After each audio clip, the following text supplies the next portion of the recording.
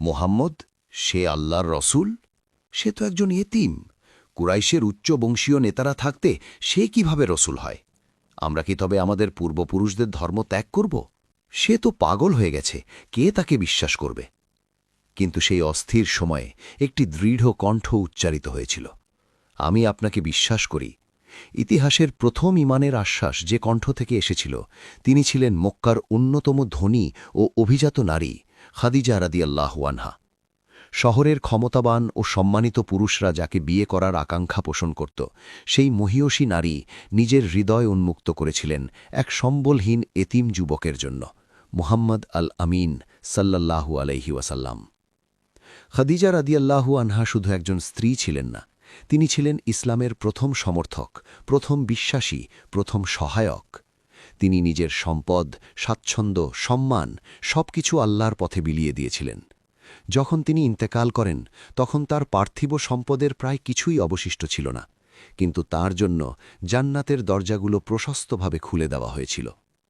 হজরত জিব্রাইল আলাহিসাল্লাম নবী সাল্লাল্লাহু আলাইহি ওয়াসাল্লামের কাছে এই সুসংবাদ নিয়ে এসেছিলেন, যখন খাদিজা রাদিয়াল্লাহু আনহা আপনার নিকট আসবেন, তখন তাকে তার প্রতিপালকের পক্ষ থেকে সালাম জানাবেন এবং আমার পক্ষ থেকেও, আর তাকে জান্নাতে ফাঁপা মুক্তা দিয়ে নির্মিত এক প্রাসাদের সুসংবাদ দিন, যেখানে থাকবে না কোনো কোলাহল, না কোনো ক্লান্তি।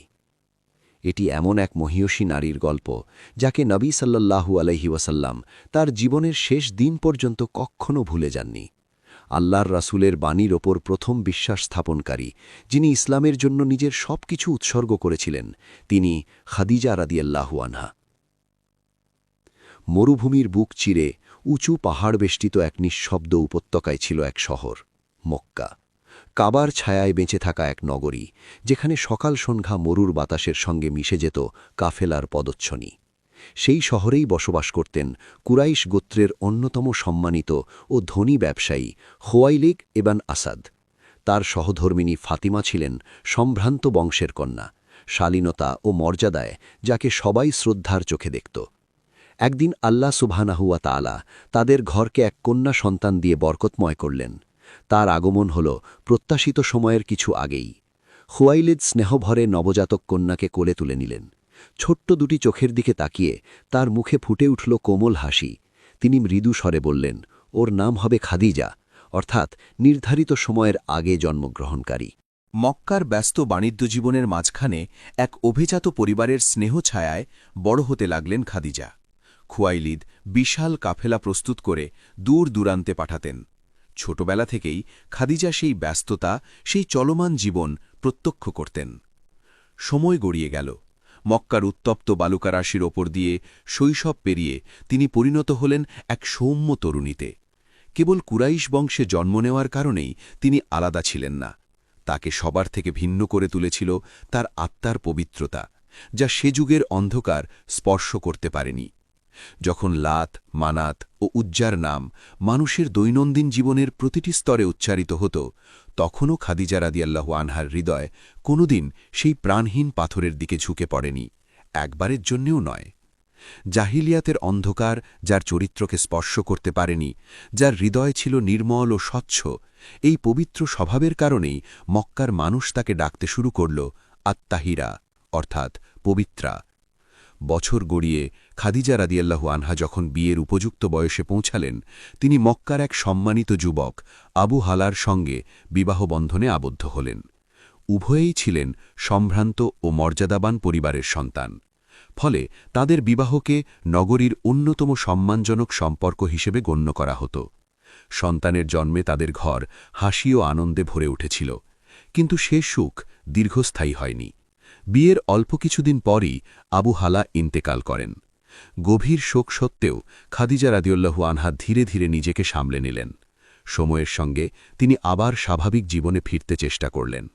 পরে তার পরিচয় হয় আতিক ইবন আইজ নামের এক সম্ভ্রান্ত ব্যক্তির সঙ্গে। নতুন করে জীবনে আশার আলো জ্বলে উঠল। তাদের বিবাহ থেকে একটি সন্তান জন্ম নিল, কিন্তু আবারও নিয়তি নির্মম হল। আতিকও ইন্তেকাল করলেন। অল্প বয়সে দ্বিতীয়বার স্বামীকে হারিয়ে খাদিজা রাদিয়াল্লাহু আনহা জীবনের কঠিনতম পরীক্ষার মুখোমুখি হলেন। তবু এই দুঃসময়ের মধ্যেই তাকদীর নীরবে তাকে প্রস্তুত করছিল এক বরকতময় ভবিষ্যতের জন্য। শোক তখনও তাজা, চোখের জল তখনও শুকোয়নি। এরই মাঝে তার কাঁধে এসে পড়ল আর এক বিশাল দায়িত্ব। পেছনে রয়ে যাওয়া সম্পদ, ব্যবসা এবং বিশাল কাফেলাগুলোর সম্পূর্ণ তত্ত্বাবধান এখন তার হাতে। পিতার কাছ থেকে শেখা ব্যবসায়িক জ্ঞান ও অভিজ্ঞতা কাজে লাগিয়ে তিনি দৃঢ়ভাবে দায়িত্ব গ্রহণ করলেন। সময়ের সঙ্গে খাদিজা রাদিয়াল্লাহু আনহা এমন একজন ব্যবসায়ী হিসেবে পরিচিত হয়ে উঠলেন যার নাম শ্রদ্ধার সঙ্গে উচ্চারিত হতো। তার পণ্য পৌঁছেতে লাগল দামেস্কের বাজারে, ইয়েমেনের বন্দরগুলোতে এবং হিজাজের সুদূর প্রান্তে। লোকমুখে প্রচলিত ছিল, যে খাদিজার সঙ্গে ব্যবসা করে সে কখনো ক্ষতিগ্রস্ত হয় না। ঠিক সেই সময় তিনি প্রস্তুত করছিলেন এক বিশাল কাফেলা, যার গন্তব্য ছিল সুদূর দামেস্ক। উটগুলো পণ্যে বোঝাই করা হল, সব প্রস্তুতি সম্পন্ন হল, কিন্তু একটি গুরুত্বপূর্ণ বিষয় বাকি রয়ে গেল। কাফেলাকে নেতৃত্ব দেওয়ার জন্য একজন সৎ, বিশ্বস্ত ও ন্যায়পরায়ণ ব্যক্তির প্রয়োজন। মক্কার পথে ঘাটে তখন একটি নাম সবার মুখে মুখে ঘুরছিল, মুহাম্মদ আল আমিন, অর্থাৎ বিশ্বস্ত মুহাম্মদ। কুরাইশদের কাছে এই উজ্জ্বল চেহারার যুবক তার সততা ও উত্তম চরিত্রের জন্য সুপরিচিত ছিলেন।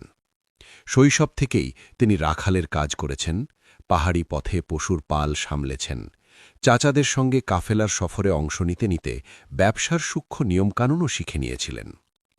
রসূলুল্লাহ সাল্লাল্লাহু আলাইহি ওয়াসাল্লাম তার আমানতদারিতা, ন্যায়পরায়ণতা ও সততার জন্য এতটাই সুপরিচিত ছিলেন যে মানুষ বিনা দ্বিধায় নিজেদের মূল্যবান সম্পদ তার কাছে আমানত রাখত। খাদিজা রাদিয়াল্লাহু আনহা সিদ্ধান্ত নিলেন। তিনি বার্তা পাঠালেন মুহাম্মদ আল আমিনের কাছে তার পরবর্তী বৃহৎ কাফেলার নেতৃত্ব দেওয়ার প্রস্তাব নিয়ে। এই গুরুত্বপূর্ণ সফরে সহায়তার জন্য সঙ্গে পাঠালেন তার বিশ্বস্ত খাদেম মাইসারাতে, যিনি দীর্ঘদিন তার অধীনে কাজ করছিলেন। নবীজি প্রস্তাবটি গ্রহণ করলেন। শুরু হল প্রস্তুতি, এক এমন যাত্রার যা ইতিহাসের গতিপথ বদলে দেবে। উটগুলো পণ্যে বোঝাই করা হল, কাফেলা রওনা দিল মক্কা থেকে দামেস্কের পথে। অগ্রভাগে ছিলেন তরুণ মোহাম্মদ সাল্লাল্লাহু আলাইহি ওয়াসাল্লাম, সঙ্গে অভিজ্ঞ মাইসারা। দগ্ধ মরুভূমির সূর্যের নিচে ডজন ডজন উট ধীরে ধীরে এগিয়ে চলল বালুর বুক চিরে।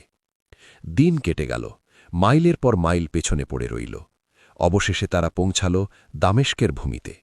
বিশ্রামের জন্য তারা এক সন্ন্যাসীর কুটিরের পাশে একটি গাছের ছায়ায় আশ্রয় নিল। সন্ন্যাসীটি গভীর মনোযোগে তাকিয়ে রইল, তারপর ধীরে ধীরে মাইসারার কাছে এসে জিজ্ঞেস করল, ওই গাছের নিচে বসে থাকা লোকটি কে? মাইসারা উত্তর দিল, তিনি কুরাইশ গোত্রের একজন যুবক, তার নাম মোহাম্মদ। কি বললে মোহাম্মদ? সন্ন্যাসী বিস্মিত চোখে বলল, জেনে রাখো, এই গাছের নিচে নবীগণ ছাড়া আর কেউ কখনো বসেনি। মাইসারা এক মুহূর্তের জন্য স্তব্ধ হয়ে গেল। তার হৃৎস্পন্দন বেড়ে উঠল। বিস্ময়ভরা দৃষ্টিতে সে তাকাল মুহাম্মদ সাল্লাল্লাহু আলাইহি ওয়াসাল্লামের দিকে। সন্ন্যাসী সেই কথা তার মনে গভীর ছাপ ফেলল। সফর জুড়ে সে আরও এক বিস্ময়কর বিষয় লক্ষ্য করল। মরুর প্রখর দুপুরে যখন সূর্য আগুনের মতো জ্বলছিল, আকাশে ভেসে উঠত একখণ্ড মেঘ। তরুণ মুহাম্মদ সাল্লাল্লাহু আলাইহি ওয়াসাল্লাম উটের পিঠে অগ্রসর হলে সেই মেঘটিও যেন তার সঙ্গেই চলত, ঠিক তার পথ অনুসরণ করে। মনে হতো যেন ছায়া ও শীতলতা দেওয়ার জন্যই সেটি পাঠানো হয়েছে। এরপর থেকে যতবারই সে মাইসারা তার দিকে তাকিয়েছে, তার অন্তর শ্রদ্ধায় ভরে উঠেছে। অবশেষে কাফেলা মক্কায় ফিরে এল। মাইসারার চোখে মুখে তখন আনন্দ ও উত্তেজনার ছাপ। তিনি খাদিজা রাদিয়াল্লাহু আনহার সামনে দাঁড়িয়ে শুধু ব্যবসার বিপুল লাভের হিসাবই দিলেন না, বরং সফরে দেখা প্রতিটি বিস্ময়কর ঘটনাও বিস্তারিতভাবে বর্ণনা করলেন। মাইসারার কথাগুলো খাদিজা রাদিয়াল্লাহু আনহার হৃদয় গভীরভাবে স্পর্শ করল। তিনি ছিলেন মক্কার অন্যতম সম্মানিতা নারী। ধনী ও প্রভাবশালী পরিবারগুলো একে অন্যের সঙ্গে প্রতিযোগিতা করে তাকে বিয়ের প্রস্তাব পাঠাত, কিন্তু তিনি সবার জন্যই তার হৃদয়ের দরজা বন্ধ রেখেছিলেন, যতদিন না মুহাম্মদ সাল্লাল্লাহু আলাইহি ওয়াসাল্লামের সঙ্গে তার পরিচয় হল। খাদিজা রাদিয়াল্লাহু আনহা অবশেষে খুঁজে পেয়েছিলেন সেই বিশ্বাস, সততা ও চরিত্রের দৃঢ়তা যা তিনি এতদিন ধরে প্রত্যাশা করছিলেন। এরপর তিনি তার ঘনিষ্ঠ বান্ধবী নাফিসা বিনতে মুন্নিয়াকে পাঠালেন মুহাম্মদ সাল্লাল্লাহু আলাইহি ওয়াসাল্লামের কাছে তার অন্তরের ইচ্ছা পৌঁছে দেওয়ার জন্য। একদিন নাফিসা সুযোগ বুঝে তার সঙ্গে কথা বললেন। তিনি বললেন, আমি তোমাকে একটি প্রশ্ন করতে চাই, তুমি বিয়ে করছো না কেন? মুহাম্মদ সাল্লাল্লাহু আলাইহি ওয়াসাল্লাম উত্তরে বললেন, আমার সামর্থ্য নেই, আমার কাছে পর্যাপ্ত সম্পদ নেই। তখন নাফিসা বললেন, যদি সে ব্যবস্থা হয়ে যায়, আর যদি তোমাকে সৌন্দর্য, সম্পদ ও মর্যাদার অধিকারিণী এক নারীর সঙ্গে বিয়ের প্রস্তাব দেওয়া হয়, তবে কি তুমি গ্রহণ করবে? তিনি বিস্মিত হয়ে জিজ্ঞেস করলেন, কে তিনি? নাফিসা বললেন, খুয়াইলিদের কন্যা খাদিজা। তিনি কিছুক্ষণ নীরব থাকলেন, তারপর বিস্মিত কণ্ঠে বললেন, এটা কিভাবে সম্ভব? নাফিসা মৃদু হেসে বললেন, সেটি আমার ওপর ছেড়ে দিন। অবশেষে তিনি বললেন, তাহলে আমি রাজি। এই সুসংবাদ পাওয়ার পর নবীজি বিষয়টি তার চাচা আবু তালেবের সঙ্গে আলোচনা করলেন, যিনি শৈশব থেকে তাকে স্নেহে আগলে বড় করেছেন। এরপর আবু তালিব ও খাদিজা রাদিয়াল্লাহু আনহার চাচা আমার ইবান আসাদের মধ্যে আনুষ্ঠানিক আলোচনা অনুষ্ঠিত হল। এভাবেই শুরু হল ইতিহাসের এক মহিমান্বিত দাম্পত্যের প্রস্তুতি। আবু তালিব দাঁড়িয়ে বললেন, আমার ভাইয়ের পুত্র মোহাম্মদ ইবান আবদুল্লাহ সম্পর্কে তোমরা জেনে রাখো, কুরাইশের কোনো যুবকই তার সমতুল্য নয়। চরিত্রে, সততায় ও মর্যাদায় তিনি সবার ঊর্ধ্বে। অপরপক্ষে ঘোষণা করা হল, হে কুরাইশের লোকেরা, আমাদের পরিবারের পক্ষ থেকে আমি আনন্দের সঙ্গে এই বিবাহ গ্রহণ করছি। তোমরা সাক্ষী থাকো, আমি খুয়াইলিদের কন্যা খাদিজাকে মোহাম্মদ ইবান আবদুল্লাহ সঙ্গে বিবাহ দিলাম। সেই মুহূর্তটি ছিল না শুধু দুই হৃদয়ের মিলন, এটি ছিল এক উম্মার সূচনা।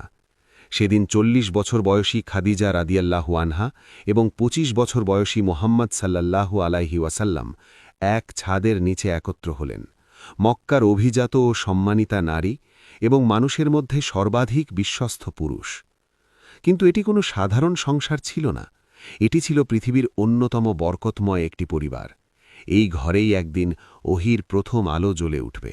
এই ঘরেই বেড়ে উঠবেন ফাতিমা রাদিয়াল্লাহু আনহা, জান্নাতের নারীদের নেত্রী, আলী রাদিয়াল্লাহু আনহু, জ্ঞান ও প্রজ্ঞার আলোকবর্তিকা, এবং এখান থেকেই বিকশিত হবে নবীজির বরকতময় পরিবার। সেই দিন থেকেই এই ঘর থেকে জ্বলে ওঠা আলো ধীরে ধীরে সমগ্র পৃথিবীকে আলোকিত করতে শুরু করল। এই ঘরে প্রবেশ করলেই যেন মক্কার কোলাহল, লোভ ও অস্থিরতা দূরে সরে যেত। সেখানে থাকত এক অদ্ভুত প্রশান্তি, শব্দে বর্ণনাতীত এক শান্তি। নবীজি খাদিজা রাদিয়াল্লাহু আনহার চোখের দিকে তাকিয়ে গভীর মনোযোগে তার কথা শুনতেন, গুরুত্বপূর্ণ সিদ্ধান্তে তার সঙ্গে পরামর্শ করতেন, তার মতামতকে মূল্য দিতেন। খাদিজা ছিলেন তার প্রশান্তির আশ্রয়।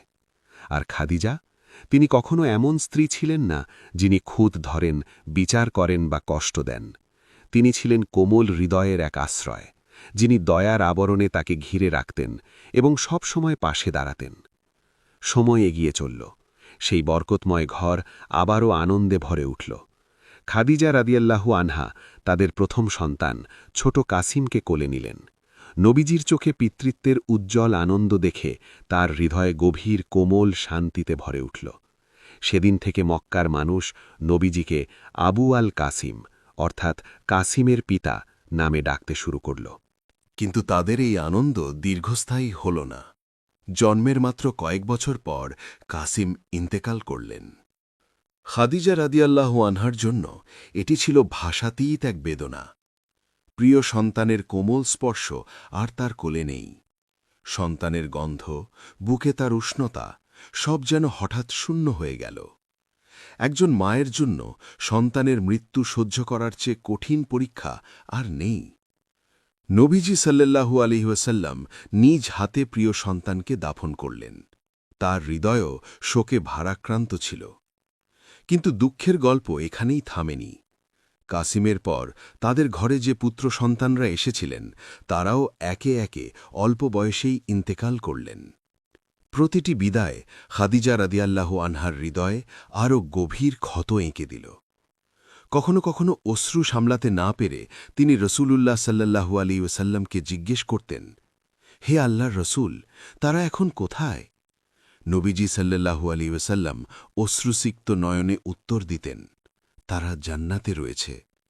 একটির পর একটি ছোট্ট জানাজা, শেষবারের মতো সন্তানের মুখে চুম্বন, বুকের সঙ্গে জড়িয়ে ধরা, এই ছিল তাদের পরীক্ষা।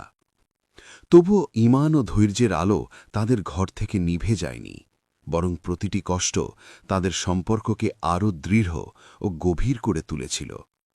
একজন মায়ের জন্য সন্তানের নিষ্পাপ মুখের দিকে তাকিয়ে তাকে হারানোর বেদনার চেয়ে বড় যন্ত্রণা আর কী হতে পারে? এটি ছিল ভাষাতীত, হৃদয় বিদারক এক কষ্ট। পৃথিবীর অগণিত মানুষ একই পরীক্ষার মধ্য দিয়ে যায়। এমন এক শোক যা এত গভীর যে বিশাল এই পৃথিবীও তখন তাদের কাছে সংকীর্ণ মনে হয়। হৃদয়ের যে শূন্যতা তৈরি হয়, দুনিয়ার কোনো কিছু দিয়েই তা পূরণ হয় না। কিন্তু ঠিক এমন মুহূর্তেই আল্লাহর প্রতিশ্রুতি হয়ে ওঠে সবচেয়ে বড় শক্তি। যা হারিয়েছে তা চিরতরে হারিয়ে যায়নি। তারা চলে গেছে অন্য এক জগতে। সেই ছোট্ট শিশুরা জান্নাতের পাখির মতো এক উত্তম স্থানে শান্তিতে অবস্থান করছে। একদিন এই সাময়িক বিচ্ছেদ চিরস্থায়ী মিলনে পরিণত হবে। এই বিশ্বাসই হৃদয়ের ব্যথাকে কিছুটা হালকা করে।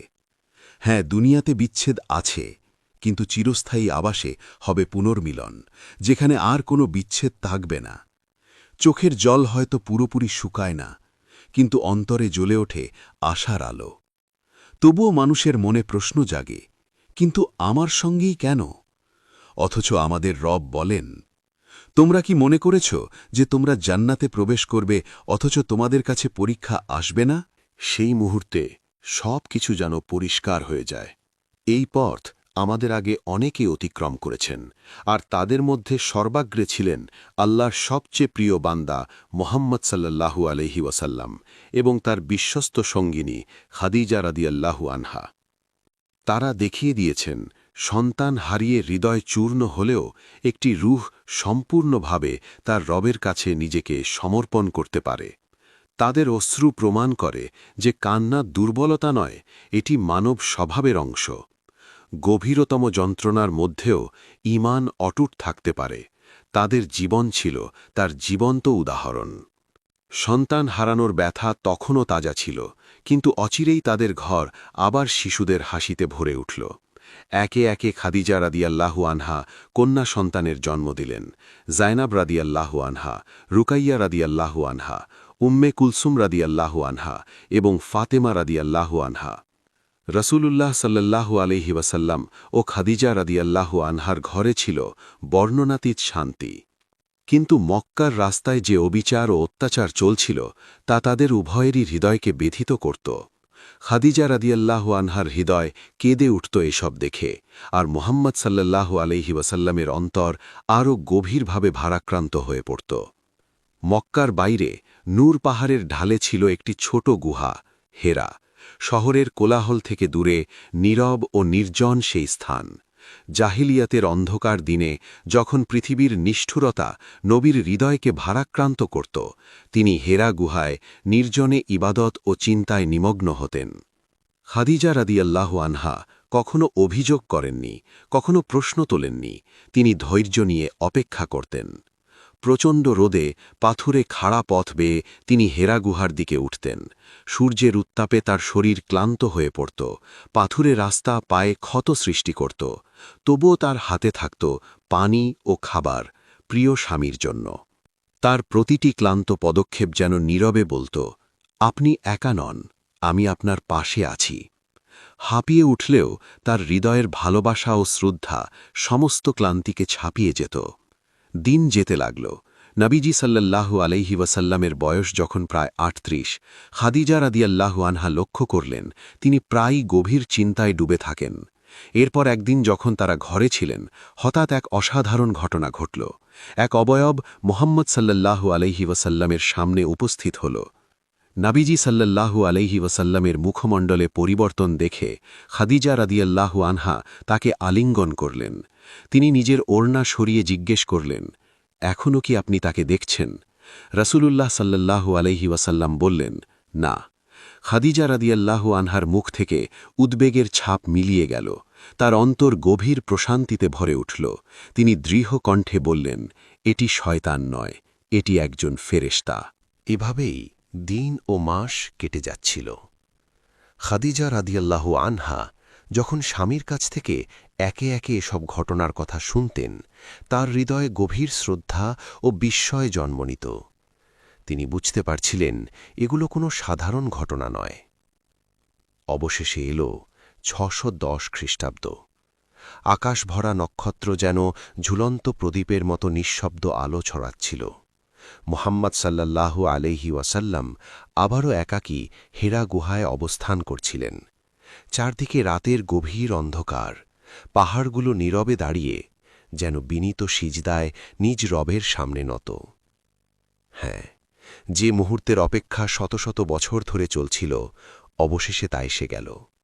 মনে হচ্ছিল গোটা বিশ্বজগৎ নিঃশ্বাস আটকে আছে, আসমান অপেক্ষা করছে প্রথম সেই শব্দটির জন্য। হঠাৎ পাহাড়ের নিস্তব্ধতা চিরে ভেসে এলো এক কণ্ঠ, পড়ুন। আল্লাহর নবী সাল্লাল্লাহু আলাইহি ওয়াসাল্লাম কাঁপা কণ্ঠে বললেন, আমি পড়তে জানি না। তখন সেই সত্তা তাকে দৃঢ়ভাবে বুকে জড়িয়ে ধরলেন, তারপর আবার বললেন, পড়ুন। চাপ এতটাই প্রবল ছিল যে মনে হচ্ছিল পাহাড় সম ভার তার উপর নেমে এসেছে। শরীর কাঁপছিল, শ্বাস রুদ্ধ হয়ে আসছিল। এরপর সেই কণ্ঠ উচ্চারণ করল, পড়ুন আপনার রবের নামে, যিনি সৃষ্টি করেছেন মানুষকে জমাট বাঁধা রক্তপিণ্ড থেকে। পড়ুন আর আপনার রব মহামহিমান্বিত, যিনি কলমের মাধ্যমে শিক্ষা দিয়েছেন, মানুষকে শিক্ষা দিয়েছেন যা সে জানত না। এই আয়াতগুলো নবী সাল্লাল্লাহু আলাইহি ওয়াসাল্লামের কাঁপতে থাকা ঠোঁট দিয়ে পুনরুচ্চারিত হল আর চিরতরে তার হৃদয়ে গেঁথে গেল। তারপর জিবরিল আলাইহিসসালাম চলে গেলেন, গুহা আবার নীরব হয়ে উঠল। কিন্তু সেই নীরবতা আর আগের মতো ছিল না। সেদিন যখন নবী সাল্লাল্লাহু আলাইহি ওয়াসাল্লাম হেরা থেকে নেমে এলেন, তিনি আর আগের মতো ছিলেন না। তার মুখে ছিল ভয়ের ছাপ, হৃদয় দ্রুত স্পন্দিত হচ্ছিল। পাহাড় বেয়ে নামতে নামতে তার পা পাথরে পিছলে যাচ্ছিল। তিনি কাঁপছিলেন, দেখা অভিজ্ঞতায় অভিভূত। তার একমাত্র ইচ্ছা ছিল নিজের ঘরে পৌঁছনো, খাদিজা রাদিয়াল্লাহু আনহার কাছে পৌঁছনো। শ্বাসকষ্টে ক্লান্ত হয়ে তিনি ঘরে প্রবেশ করলেন। খাদিজা রাদিয়াল্লাহু আনহা তাকে দেখে বুঝতে পারলেন অসাধারণ কিছু ঘটেছে। তিনি এমনভাবে ঢুকলেন যেন কিছু থেকে পালিয়ে এসেছেন। কাপা কণ্ঠে তিনি বললেন, আমাকে চাদর দিয়ে ঢেকে দাও, আমাকে ঢেকে দাও।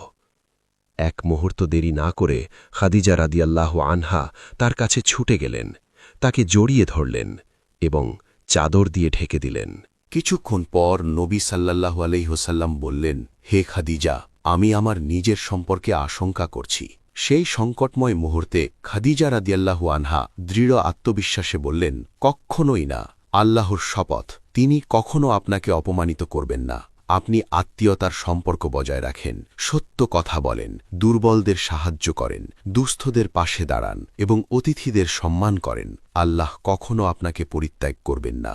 তারপর তিনি সময় নষ্ট না করে নবীজিকে নিয়ে গেলেন তার চাচাতো ভাই ওয়ারাকা ইবেন নৌফলের কাছে। ওয়ারাকা ছিলেন প্রবীণ ব্যক্তি, চুল সাদা, দৃষ্টিশক্তি দুর্বল, কিন্তু তিনি ছিলেন জ্ঞানী ও গভীর অন্তর্দৃষ্টি সম্পন্ন মানুষ।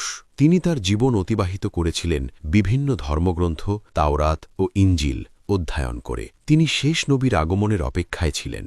আল্লাহর নবী তার কাছে যা ঘটেছিল সব খুলে বললেন। ওয়ারাকা নীরবে সব শুনলেন, প্রতিটি শব্দ যেন তার হৃদয়ে গভীরভাবে প্রবেশ করছিল।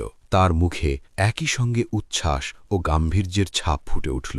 তিনি বললেন, সুসংবাদ, এই সেই ফেরেশতা জিব্রাইল, যাকে আল্লাহ মুসা আলাইহিস সালামের নিকট প্রেরণ করেছিলেন। আপনি এই জাতির নবী, তবে মনে রাখবেন, আপনার জাতি আপনার বিরোধিতা করবে। তারা আপনাকে আপনার মাতৃভূমি ছেড়ে যেতে বাধ্য করবে। এরপর আর কিছুই আগের মতো থাকবে না। প্রথম ওহীর সেই শিহরণ তখনও একেবারে টাটকা ছিল, কিন্তু এরপর কিছু সময় সেই কণ্ঠ আর ফিরে এল না। আল্লাহর রাসূল সাল্লাল্লাহু আলাইহি ওয়াসাল্লাম গভীরভাবে উদ্বিগ্ন হয়ে পড়লেন। অপেক্ষার দিনগুলোতে খাদিজা রাদিয়াল্লাহু আনহাই ছিলেন তার সবচেয়ে বড় শক্তি ও সান্ত্বনা। তারপর এক রাতে অবশেষে অপেক্ষার অবসান হল। আবারও ওহী নাজিল হল আল্লাহর রাসূলের উপর। জিব্রাইল আলাইহিস সালাম আবির্ভূত হলেন। আলোতে ভরা গম্ভীর ও মহিমান্বিত এক উপস্থিতি নিয়ে। এবার নির্দেশ ছিল স্পষ্ট। হে বস্ত্রাবৃত ব্যক্তি, উঠুন এবং সতর্ক করুন। আপনার রবের শ্রেষ্ঠত্ব ঘোষণা করুন। আপনার পোশাক পবিত্র রাখুন। অপবিত্রতা ও শির্ক থেকে দূরে থাকুন। বেশি পাওয়ার আশায় দান করবেন না এবং আপনার রবের জন্য ধৈর্য ধারণ করুন। নবুয়তের মিশন এখন শুরু হয়ে গেছে। হীরা গুহায় যে ওহির সূচনা হয়েছিল তা এবার এগিয়ে যাবে বৃহত্তর এক আহ্বানে, মানুষকে সত্যের দিকে ডাকতে, রহমতের দিকে আহ্বান জানাতে এবং একমাত্র রবের ইবাদতের দিকে আহ্বান জানাতে। রাসূলুল্লাহ উঠে দাঁড়ালেন। খাদিজা রাদিয়াল্লাহু আনহা তার দিকে তাকিয়ে দেখলেন চেহারায় গভীর ও গম্ভীর এক আলোড়ন। তিনি কাছে এসে নরম স্বরে জিজ্ঞেস করলেন, হে কাসিমের পিতা, আপনি ঘুমাচ্ছেন না কেন? তিনি উত্তর দিলেন, হে খাদিজা, ঘুম ও বিশ্রামের সময় শেষ হয়েছে। জিবরিল আবার আমার কাছে এসেছেন। তিনি বলেছেন মানুষের কাছে আল্লাহর আদেশ পৌঁছে দিতে। খাদিজা রাদিয়াল্লাহু আনহা জিজ্ঞেস করলেন, ইয়া রাসূলাল্লাহ, আপনার রব আপনাকে কি আদেশ করেছেন? তিনি বললেন, আমার রব আমাকে তার বার্তা পৌঁছে দিতে বলেছেন, মানুষকে সত্যের দিকে ডাকতে বলেছেন। কিন্তু কে আমাকে বিশ্বাস করবে? ঘরের ভেতর নেমে এলো গভীর নীরবতা। খাদিজার হৃদয় যেন তার হৃদয়ের সঙ্গে একসঙ্গে ধড়ফড় করে উঠল। চোখ ভিজে উঠল অশ্রুতে। বহু বছর আগে যখন সবাই সম্পদের পেছনে ছুটছিল, খাদিজা রাদিয়াল্লাহু আনহা তা বেছে নেননি। তিনি বেছে নিয়েছিলেন রাসূলুল্লাহ সাল্লাল্লাহু আলাইহি ওয়াসাল্লামের বিশ্বস্ত হৃদয়কে। প্রথম ওহির রাতের সেই কণ্ঠস্বর, আমাকে ঢেকে দাও, আমাকে ঢেকে দাও, আজও যেন তার কানে প্রতিধ্বনিত হয়। আর এখন সব অনুভূতি মিলেমিশে তার হৃদয়ে এক অটল বাক্যে রূপ নিল। ইয়া রাসূলাল্লাহ, সবাইকে শেখানোর আগে আপনি আমাকে আল্লাহর সত্য দিন শেখান, কারণ আমি আপনাকে বিশ্বাস করি। সেই মুহূর্তেই ইতিহাসে ঈমানের প্রথম কণ্ঠস্বর উচ্চারিত হল, খাদিজা রাদিয়াল্লাহু আনহার কণ্ঠে। এটি কেবল একজন স্ত্রীর সমর্থন ছিল না, বরং ছিল একটি উম্মার সূচনার ঘোষণা। রাসূলুল্লাহ সাল্লাল্লাহু আলাইহি ওয়াসাল্লাম তার রবের কাছ থেকে প্রাপ্ত আমানত সর্বপ্রথম তুলে দিলেন সেই মানুষের হাতে যাকে তিনি সবচেয়ে বেশি বিশ্বাস করতেন। ইতিহাসে ঈমানের প্রথম ঘোষণা শোনা গেল খাদিজা রাদিয়াল্লাহু আনহার ঘর থেকেই। তিনি হলেন ইসলামের প্রথম মুমিন, উম্মার প্রথম ব্যক্তি। সেই দিন একটি ঘরের ভেতর উচ্চারিত আমি বিশ্বাস করি ধীরে ধীরে ছড়িয়ে পড়ে কোটি কোটি মানুষের ঈমানে। খাদিজা রাদিয়াল্লাহু আনহায়ের ঘর তখন হয়ে উঠল ইসলামের প্রথম আশ্রয়স্থল। একদিন জিবরাইল আলাইহিসসালাম আবার এলেন এবং বললেন, পানি আনুন, আমি আপনাকে শেখাব কিভাবে ওযু করতে হয় এবং কিভাবে ইবাদত করতে হয়, যাতে আপনি জানেন কিভাবে আল্লাহর ইবাদত করবেন। নবীজি পানি আনলেন। জিবরাইল আলাইহিসসালাম তাকে দেখালেন কিভাবে হাত, মুখ ও পা ধুতে হয়। সেদিন প্রথমবারের মতো ওযুর প্রতিটি ধাপ শেখানো হল। এরপর তিনি কিয়াম, রুকু ও সিজদা সহ নামাজের পদ্ধতি শিক্ষা দিলেন এবং নিজেই ইমাম হয়ে নামাজ আদায় করালেন। রাসূলুল্লাহ সাল্লাল্লাহু আলাইহি ওয়াসাল্লাম তার পেছনে দাঁড়ালেন, আর খাদিজা রাদিয়াল্লাহু আনহা তাদের পেছনে দাঁড়িয়ে রবের সামনে সিজদায় অবনত হলেন। সেই মুহূর্তে ইতিহাসের সবচেয়ে বরকতময় নামাজ আদায় হল। রাসূলুল্লাহ সাল্লাল্লাহু আলাইহি ওয়াসাল্লাম তার প্রিয় স্ত্রী খাদিজা রাদিয়াল্লাহু আনহা এবং জিবরাইল আলাইহিসসালাম তারা একসঙ্গে একই রবের সামনে সিজদায় অবনত হলেন। প্রথমবার কপাল মাটিতে স্পর্শ করল। প্রথমবার হৃদয়গুলো সিজদার মাধ্যমে রবের সঙ্গে গভীর বন্ধনে আবদ্ধ হল। সেদিন দুজনকে নিয়ে যে ইবাদতের সূচনা হয়েছিল তা আজ কোটি কোটি মানুষের কাঁধে কাঁধ মিলিয়ে দাঁড়ানোর ইবাদতে পরিণত হয়েছে। একদিন খাদিজা রাদিয়াল্লাহু আনহা আবার হেরার পাহাড়ি খাড়া ঢাল বেয়ে উঠছিলেন। বয়স বেড়ে গিয়েছিল, পদক্ষেপ ধীর হয়ে এসেছিল, প্রতিটি চড়াই আগের চেয়ে কঠিন লাগছিল। তবুও তিনি থামেননি। আল্লাহর রসূলের জন্য খাবার নিয়ে যেতেন। ঠিক সেই সময় জিব্রাইল আলাইহিসসালাম এসে বললেন, খাদিজা যখন আপনার কাছে আসবেন তাকে তার রব আজ্জা ওয়াজাল্লার পক্ষ থেকে সালাম দিন, আমার পক্ষ থেকেও সালাম দিন, আর তাকে জান্নাতে একটি ঘরের সুসংবাদ দিন যা ফাঁপা মুক্তা দিয়ে নির্মিত, যেখানে থাকবে না কোনো কোলাহল, থাকবে না কোনো ক্লান্তি। এক নারী যার জান্নাতের স্থান দুনিয়াতেই সুসংবাদ হিসেবে নির্ধারিত হল, এক নারী যাকে জিব্রাইল আলাইহিসসালাম নিজে সালাম জানালেন এবং তার রবও, কারণ তিনি তার জীবন, সম্পদ ও হৃদয় উৎসর্গ করেছিলেন স্বামী ও তার দাওয়ার পথে। তিনি কাঁধে তুলে নিয়েছিলেন কঠিন দায়িত্ব, সহ্য করেছিলেন একের পর এক কষ্ট, তবুও কখনো অভিযোগ করেননি, একবারও আফসোস করেননি। খাদিজা রাদিয়াল্লাহু আনহা ইসলাম গ্রহণের পর সেই ঘর থেকেই আরেকজন ইসলাম গ্রহণ করলেন, নবীজির কিশোর চাচাতো ভাই আলী রাদিয়াল্লাহু আনহু, যিনি তাদের তত্ত্বাবধানে বড় হয়েছিলেন। শিশুসুলভ নিষ্পাপ হৃদয়ে তিনি ইসলাম কবুল করলেন।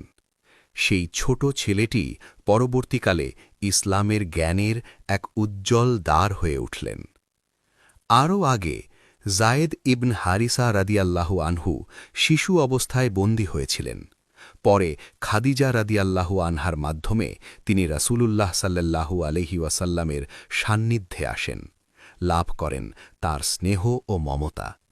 এরপর তিনিও ইসলাম গ্রহণ করেন। রক্তের সম্পর্ক বা সম্পদ তাদের একত্র করেনি, একত্র করেছিল ঈমান এবং আল্লাহর রাসূলের প্রতি গভীর আস্থা। রাতের নীরব সময়গুলোতে ওহির আয়াত নাজিল হতো, প্রথমে নবীজির ঠোঁটে, তারপর সেই ছোট নিবেদিত জামাতের হৃদয়ে। খাদিজা রাদিয়াল্লাহু আনহা ছিলেন শুধু প্রথম জামাতের মা নন, তিনি ছিলেন তার সবচেয়ে দৃঢ় স্তম্ভ, সবচেয়ে নিরাপদ আশ্রয়। সেই ঘরই হয়ে উঠল ইসলামী দাওয়ার প্রথম কেন্দ্র। সেখান থেকে ঈমান গোপনে ছড়িয়ে পড়তে লাগল, মাটির নিচে থাকা বীজের মতো নীরবে শিকড় বিস্তার করে। অবশেষে সময় এল প্রকাশের, নাজিল হল নতুন নির্দেশ। আর সতর্ক করুন আপনার নিকটতম আত্মীয়দের। এই নির্দেশের পর আল্লাহর রাসূল খাদিজা রাদিয়াল্লাহু আনহার সঙ্গে পরামর্শ করলেন। এরপর তার ঘরে চাচারা এবং বানি হাশিমের যুবকদের জন্য খাবারের ব্যবস্থা করা হল। খাবার প্রস্তুত হল, মেহমানদের আমন্ত্রণ জানানো হল এবং শুরু হতে চলল প্রকাশ্য দাওয়ার নতুন অধ্যায়। খাওয়া দাওয়া শেষ হলে নবী করিম সাল্লাল্লাহু আলাইহি ওয়াসাল্লাম উঠে দাঁড়ালেন। তিনি তার স্বজনদের সামনে ইসলামের দাওয়াত পেশ করলেন, দুনিয়া ও আখেরাতে সত্যিকারের সাফল্যের পথ দেখালেন। কিন্তু তিনি কথা শেষ করার আগেই এক বিদ্রুপাত্মক চিৎকার নীরবতা ভেঙে দিল। সে ছিল তারই চাচা আবু লাহাব। সে দাওয়াতকে উপহাস করল, সুসংবাদকে তুচ্ছ করল এবং কঠোর কথায় সেই আলো নিভিয়ে দিতে চাইল। এরপর একে একে সবাই উঠে চলে গেল। খাবার যেমন ছিল তেমনই পড়ে রইল। নবুয়তের পথের প্রথম ধাপেই আল্লাহর রাসূল আপনজনদের কাছ থেকেই কষ্ট পেলেন। সেই মুহূর্তে তিনি বুঝে গেলেন, এই পথের সবচেয়ে কঠিন পরীক্ষা আসবে তাদের কাছ থেকেই যারা তার সবচেয়ে নিকটবর্তী। অল্পদিনের মধ্যেই আল্লাহ সুবহানাহু ওয়া তাআলার পক্ষ থেকে স্পষ্ট নির্দেশ এল, তোমাকে যা আদেশ করা হয়েছে তা প্রকাশ করো এবং মুশরিকদের থেকে মুখ ফিরিয়ে নাও। এবার মক্কার রাস্তায় সত্যের আহ্বান উচ্চারিত হবে প্রকাশ্যে। নিকট আত্মীয়দের দাওয়াত দেওয়ার পর এখন সমগ্র মানবজাতির কাছে ইসলামের বার্তা পৌঁছে দেওয়ার আদেশ এল। এই আহ্বান কিছু হৃদয়ে গভীর শান্তি ও আনন্দ জাগিয়ে তুলল। কারোর চোখ অশ্রুসিক্ত হল। আল্লাহর বাণী শুনে তারা ঈমান গ্রহণ করল এবং আল্লাহর রাসূলের পাশে দৃঢ়ভাবে দাঁড়িয়ে গেল। অন্যদিকে কেউ কেউ সত্যের পরিবর্তে বেছে নিল অহংকার ও জেদ। তারা নবীজিকে কষ্ট দেওয়ার নতুন নতুন পথ খুঁজতে লাগল। তাদের মধ্যে ছিল আস ইবন ওয়াইল এবং আবু জাহাল।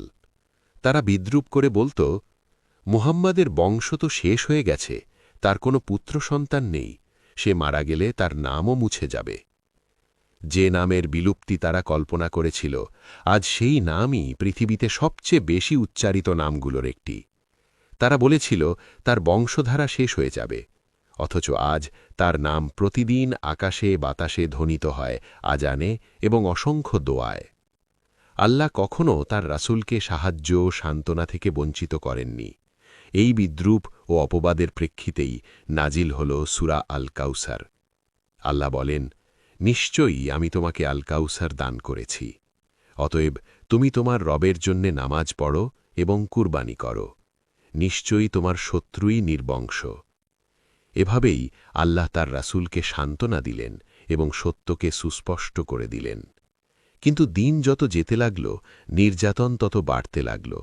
মুমিনদের কাঁধে চাপতে লাগল নতুন নতুন বোঝা। যারা একসময় নিজেদের শহরে স্বাধীনভাবে চলাফেরা করত, তারা এখন নিজের দেশেই যেন অপরিচিত হয়ে গেল। নিজেরই প্রিয়জনদের দ্বারা, যাদের তারা ভালোবাসত, যাদের সঙ্গে বড় হয়েছে। তারা বলত, তোমরা কিভাবে মুহাম্মাদের ধর্ম মানবে যখন আমরা এখনও আমাদের পূর্বপুরুষদের ধর্ম অনুসরণ করছি? শুধু আমার রব আল্লাহ, এই কথা বলার অপরাধে কাউকে ফেলে দেওয়া হতো জ্বলন্ত পাথরের ওপর, কাউকে চাপা দেওয়া হতো তপ্ত বালুর নিচে। তারা শ্বাস নিতে ছটপট করত। বিলাল ইবন রাবাহের আর্তনাদ কেঁপে উঠত মক্কার অলিগলিতে, আহাদুন আহাদুন, তিনি এক, তিনি এক। অন্ধকারতম সেই সময়গুলোতে খাদিজা রাদিয়াল্লাহু আনহা দাঁড়ালেন তাদের পাশে, নিজের যা কিছু ছিল সব নিয়ে। নির্যাতনের দগদগে রোদে তিনি হয়ে উঠলেন শীতল ছায়া, ক্ষতবিক্ষত হৃদয়ের ওপর রাখলেন মমতার হাত। কারণ তিনি জানতেন, এটাই সত্যের পথ, এটাই আল্লাহর পথ। যখন নির্যাতন অসহ্য হয়ে উঠল, রাসূলুল্লাহ সাল্লাল্লাহু আলাইহি ওয়াসাল্লাম মুমিনদের জন্য খুলে দিলেন আশার এক দরজা, আবিসিনিয়া। সমুদ্রের ওপারে এক নিরাপদ ভূমি, যেখানে মক্কার অত্যাচার থেকে আশ্রয় পাওয়া যাবে। ভূমিটি ছিল নিরাপদ, কিন্তু সেই পথে ছিল বিচ্ছেদের বেদনা। খাদিজা রাদিয়াল্লাহু আনহার জন্য এটি ছিল এক কঠিন পরীক্ষা। তার প্রিয় কন্যা রুকাইয়া রাদিয়াল্লাহু সেই ছোট হিজরতকারী দলের সঙ্গেই যাচ্ছিলেন। নবীজি রুকাইয়া রাদিয়াল্লাহু আনহা ও তার স্বামী উসমান ইবনে আফফানকে প্রথম হিজরতকারী কাফেলায় যোগ দিতে অনুমতি দিয়েছিলেন। খাদিজা, এক মা যিনি ইতিমধ্যে শিশুকালে সন্তান হারিয়েছেন, এবার আবার আরেক সন্তানকে বিদায় দিলেন। জানতেন না আবার দেখা হবে কিনা। কুরাইশরা ছিল নির্মম, আবিসিনিয়ার যাত্রা ছিল দীর্ঘ, মক্কা থেকে কয়েকদিন, হয়তো কয়েক সপ্তাহের পথ। শেষবারের মতো মেয়েকে বুকে জড়িয়ে তার ঘ্রাণ হৃদয় ভরে নিতে নিতে তার অন্তরে কি ঝড় বয়ে যাচ্ছিল তা একমাত্র আল্লাহই জানেন। একদিকে নিরাপত্তার স্বস্তি, অন্যদিকে অনিশ্চিত বিচ্ছেদের হাহাকার। এদিকে কুরাইশদের ঘৃণা ক্রমেই তীব্র হয়ে উঠল। তারা সবচেয়ে নিষ্ঠুর পথ বেছে নিল। মুসলিমদের সমাজ থেকে সম্পূর্ণ বিচ্ছিন্ন করে দেওয়া হল। তাদের ফরমান ছিল স্পষ্ট, কেউ তাদের সঙ্গে কথা বলবে না, কেউ তাদের সঙ্গে লেনদেন করবে না, কোনো বৈবাহিক সম্পর্ক স্থাপন করা হবে না। এভাবেই শুরু হল নির্মম বয়কট। এমনকি সালাম দেওয়াও বন্ধ করে দেওয়া হল, যেন নিজের শহরেই তাদের জীবন্ত কবর দেওয়া হচ্ছিল। সব পথ বন্ধ হয়ে গেলে মুমিনরা ঘরবাড়ি ও স্মৃতিকে পেছনে ফেলে আশ্রয় নিল শিব আবু তালিবের সংকীর্ণ উপত্যকায়। সেই দিন খাদিজা রাদিয়াল্লাহু আনহা তার সমস্ত সম্পদ, সামর্থ্য ও স্বাচ্ছন্দ্য উজাড় করে দিলেন ইসলাম ও মুমিনদের জন্য। প্রত্যেকটা মুদ্রা, প্রতিটি সম্পদ, সবই ক্ষুধার্ত মুমিনদের জন্য ব্যয় করেছিলেন খাদিজা রাদিয়াল্লাহু আনহা। ৩ বছর, টানা ৩ বছর সেই সংকীর্ণ উপত্যকা দেখল মানব ইতিহাসের অন্ধকারতম অধ্যায়গুলোর একটিকে। রাতে ঠান্ডা বাতাসে শিশুর কান্না প্রতিধ্বনিত হতো। মা, একটু রুটি দাও, মনে আছে সেই মিষ্টি খেজুরগুলো? আর কিছু নেই, আর একটু রুটি দাও। মায়েরা চোখের জল লুকিয়ে শিশুদের সান্ত্বনা দিতেন, কিন্তু দেওয়ার মতো কিছুই ছিল না। ক্ষুধা থামানোর খাবার নেই, তৃষ্ণা মেটানোর পানি নেই। মানুষ ফুটন্ত গাছের পাতা, এমনকি শুকনো পশুর চামড়াও খেত, শুধু আরেকটি দিন বেঁচে থাকার জন্য। ক্ষুধা গ্রাস করেছিল পুরো উপত্যকা। তবু খাদিজা আর আল্লাহর রসুল যা কিছু ছিল সব দিয়েছেন, প্রতিটি লোকমা, প্রতিটি ফোঁটা ভাগ করে চারপাশের সবাইকে টিকিয়ে রাখতে লড়েছেন। কিন্তু দিন দিন বুঝতে লাগলেন রসদ ধীরে ধীরে ফুরিয়ে আসছে। সেই যন্ত্রণার দিনে খাদিজার ভাতিজা হাকিম এবেন হিজাম এগিয়ে এলেন। এক রাতে তার লোকজনকে নিয়ে গোপনে উটের পিঠে আটা বোঝাই করে উপত্যকার দিকে রওনা হলেন। কিন্তু আবু জাহেল পথ আটকে দিল। তুমি কি বনি হাশেমদের জন্য খাবার নিয়ে যাচ্ছ? আল্লাহর কসম, তুমি এখানেই দাঁড়াবে যতক্ষণ না আমি তোমাকে পুরো মক্কার সামনে অপমান করি। ঠিক তখন আবু আল বুখতারি ঘটনা দেখে আর চুপ থাকতে পারলেন না। তিনি আবু জাহেলের সঙ্গে তীব্র তর্কে জড়ালেন এবং তাকে বাধ্য করলেন ফিরে যেতে। এর ফলে হাকিম খাবারগুলো উপত্যকায় পৌঁছে দিতে সক্ষম হলেন, মাত্র 1 বস্তা আটা। কিন্তু যেসব শিশুরা দিনের পর দিন না খেয়ে কাতরাচ্ছিল, তাদের কাছে তা ছিল জীবনের প্রতীক। সপ্তাহের পর সপ্তাহ প্রথমবার আবার হাঁড়ি ফুটল, হাসি ফিরল ছোটদের মুখে। খাদিজা রাদিয়াল্লাহু আনহা আবারও মোমিনদের বোঝা হালকা করলেন, শুধু সম্পদ দিয়ে নয়, নিজের নিকট আত্মীয়দেরও কাজে লাগিয়ে। দীর্ঘ 3 বছর পর এক বিস্ময়কর ঘটনা ঘটল। বয়কটের দলিল যা কাবার দেয়ালে টাঙানো ছিল তা পোকায় খেয়ে একেবারে নষ্ট হয়ে গিয়েছিল। আল্লাহ সুবহানাহু তাআলা এই ঘটনা নবীজিকে জানালেন। নবীজি তখন তার চাচা আবু তালিবকে বললেন, কাবায় গিয়ে কাগজটি নিজে দেখুন। আমার ভাতিজা যদি সত্য বলে তাহলে বয়কটের অন্যায়টা শেষ করুন। কুরাইশরা কাবায় গিয়ে যা দেখল তা দেখে স্তব্ধ হয়ে গেল। তবুও তারা এটিকে নবীজির নিদর্শন হিসেবে স্বীকার করল না। তারা সত্যের দিকে চোখ ফিরাতে রাজি হল না। এটাও তো জাদুই, আর কিছু নয়। তবুও এই ঘটনা বয়কটকে কিছুটা দুর্বল করল। মক্কার কয়েকজন সম্ভ্রান্ত ব্যক্তি বিবেকের তাড়নায় বয়কটের বিরুদ্ধে কথা বলল। অবশেষে মুসলিমরা উপত্যকা ছেড়ে বের হতে পারলেন। হ্যাঁ, ক্ষুধার দিন শেষ হল, শিকল ভেঙেছে, কিন্তু দীর্ঘ ত্যাগের ভারে খাদিজার শরীর ভেঙে পড়ল। তিনি অসুস্থ হয়ে বিছানা ছাড়তে পারছিলেন না, শ্বাস নিতে কষ্ট হচ্ছিল। এত বছরের বোঝা এবং ক্লান্তিতে শরীর দুর্বল হয়ে গিয়েছিল। তবুও তার অন্তরে কোনো অনুশোচনা ছিল না, শুধু শান্তি। প্রতিটি নিঃশ্বাস তিনি তার রব এবং দাওয়ার জন্য উৎসর্গ করেছিলেন। আর তার শয্যার পাশে ছিলেন তার প্রিয় সঙ্গী, যাকে তিনি নিজের প্রাণের চেয়েও বেশি ভালোবাসতেন, মুহাম্মদ সাল্লাল্লাহু আলাইহি ওয়াসাল্লাম। খাদিজা রাদিয়াল্লাহু আনহা তার বরকতময় মুখের দিকে তাকালেন। জীবনের সেরা দিনগুলো কেটেছে তার পাশে। তিনি অনেক কিছু হারিয়েছিলেন, তবু তার সবচেয়ে বড় ধন ছিল আল্লাহর রাসূলের পাশে থাকা। যেন তার হৃদয় একটিমাত্র বাক্যে ধুকপুক করছিল, হে আল্লাহর রাসূল, আপনার জন্য আমি আমার মা, বাবা, সম্পদ আর আমার জীবনও কুরবানি করতে চাই। দুনিয়ার সবকিছুর মূল্য ছিল শুধু তার হাসি। তিনি হাসলে পুরো দুনিয়া আলোকিত হয়ে উঠত। যখন তিনি বলতেন খাদিজা, সেই ডাক এই বিশ্বে আর কোনো শব্দের তুলনা নেই। কিন্তু এখন খাদিজা ধীরে ধীরে চলে যাচ্ছিলেন, আর রাসূলুল্লাহর হৃদয় দুঃখ ভারাক্রান্ত হয়ে উঠেছিল। তিনি বিদায় জানাচ্ছিলেন তার প্রিয় খাদিজাকে। তাদের সন্তানরাও ছিল। সবচেয়ে ছোট ফাতিমা তখনও কেবল শিশু, ভঙ্গুর হৃদয় নিয়ে কাঁদছিল। খাদিজা এই দৃশ্য সহ্য করতে পারলেন না। কাঁপতে কাঁপতে মেয়ের মুখে হাত রেখে চোখের দিকে তাকিয়ে বললেন, কেঁদো না আমার মা, দুঃখ করো না, কান্না থামাও। মনে আছে জিব্রাইল তোমার বাবাকে কি বলেছিলেন? খাদিজা যখন তোমার কাছে আসবে তাকে সালাম দিও, তার রব আজ্জাওয়াজাল্লার পক্ষ থেকে আর আমার পক্ষ থেকেও। আর তাকে সুসংবাদ দিও, জান্নাতের এক মহল, ফাঁপা মুক্তার গড়া, যেখানে নেই কোনো কোলাহল আর নেই কোনো ক্লান্তি। কেঁদো না আমার মা। তবুও ছোট ফাতিমার অশ্রু থামল না, বরং আরও জোরে ঝরতে লাগল। তার মায়ের কথাগুলো বিচ্ছেদের ব্যথাকে আরও গভীর করে দিল। অশ্রুপূর্ণ চোখে তিনি তার পিতার দিকে তাকালেন, যেন বলছেন, আব্বা, আমাকে সান্ত্বনা দিন। রাসূলুল্লাহ মেয়ের ব্যথা গভীরভাবে অনুভব করলেন, আর কোনোভাবেই চোখ সরাতে পারলেন না তার প্রিয় খাদিজার মুখ থেকে। কত গভীরভাবে তিনি তাকে ভালোবাসতেন, কত পূর্ণ বিশ্বাস করতেন। 25 বছর ধরে খাদিজা ছিলেন তার সঙ্গিনী, প্রতিটি পদক্ষেপে পাশে।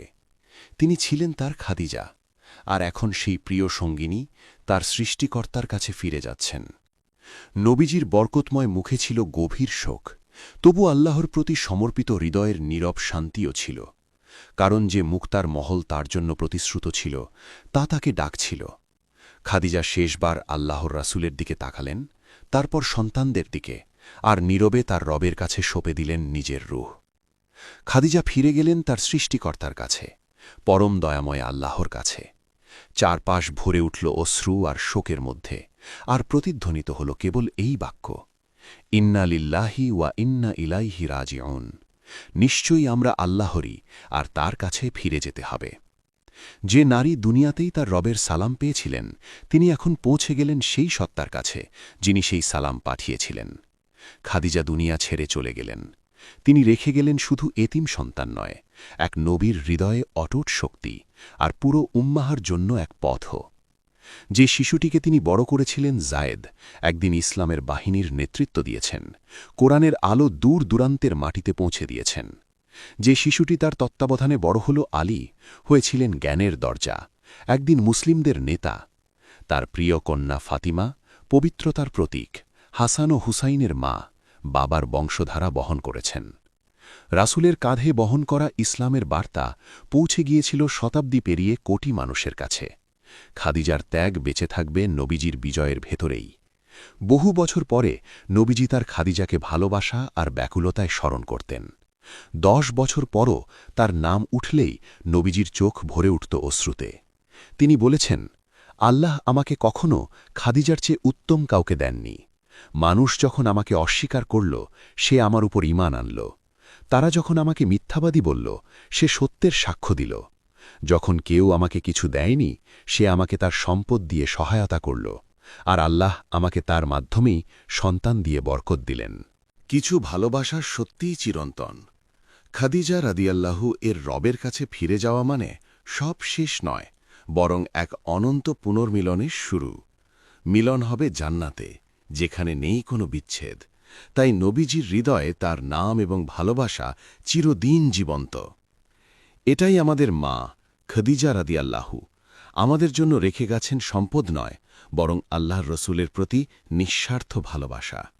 তার প্রতি ভালোবাসা মানে ব্যাকুল হওয়া, বলার মানে, ইস, একবার যদি আপনাকে দেখতে পেতাম, আপনার পাশে বসে আমার সব কষ্ট আপনাকে বলতাম। খাদিজাকে ভালোবাসা মানে প্রতিটি পদক্ষেপে, প্রতিটি কথায় হৃদয় কেঁপে ওঠা, এবং তার প্রতি ভালোবাসার সবচেয়ে বড় প্রমাণ হল তার পথ অনুসরণ করা এবং তার মিশনকেই নিজের মিশন বানানো।